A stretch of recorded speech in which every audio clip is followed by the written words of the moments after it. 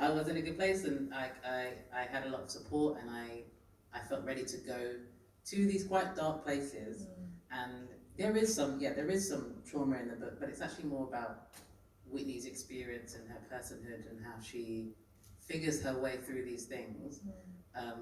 And also I think I came up against it a lot. I had an agent at the time who I think I was coming up against permission, to be honest. I think I was coming up against, well, you want it to be like this, but maybe it can be like this. Or can it be, here are 3 comparable titles? Can it be like these bestsellers? Can it be like that?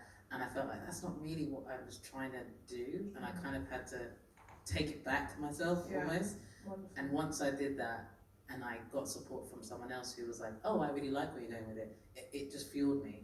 And I think that helps a lot, especially when you're writing something for the first time. You kind of have to keep giving yourself permission, I think.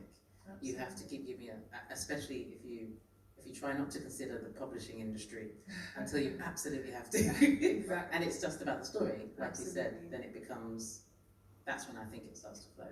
Yeah. Amazing. I've got one more question before we kind of throw it out to the audience, and kind of sticking with you, in the description of the book, there was obviously the idea of Whitney kind of healing, like understanding where trauma is in the body and being able to heal.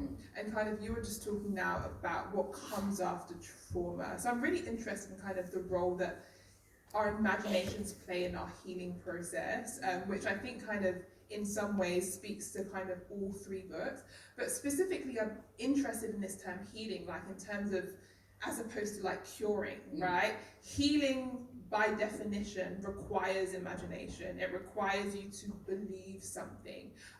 So I'm really interested into like, why was kind of healing something that you were interested in exploring, and hopefully everyone can kind of answer that question as well. I like the distinction, between healing and a cure, because healing, there's going to be a scar, like you have, but you've accepted that almost.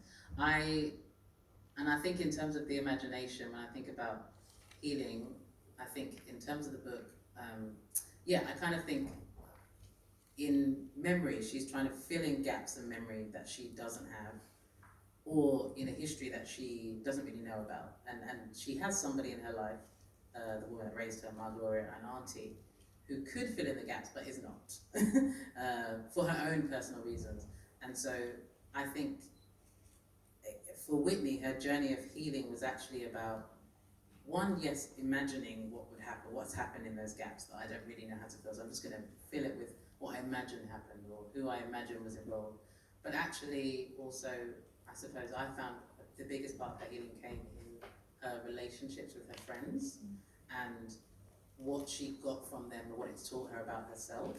And so I think some of that imagining came from them and what they proposed about what the future could look like if she listened to this friend or she listened to that friend or she took on board what was happening to them. So it was less kind of like, it was less her imagining this wonderful future and much more just imagining, okay, well what happens if you were your whole self?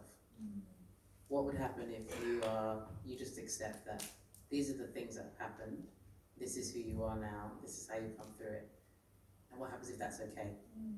These are perfectly to Dean's book. What happens if you're your whole self? If you're your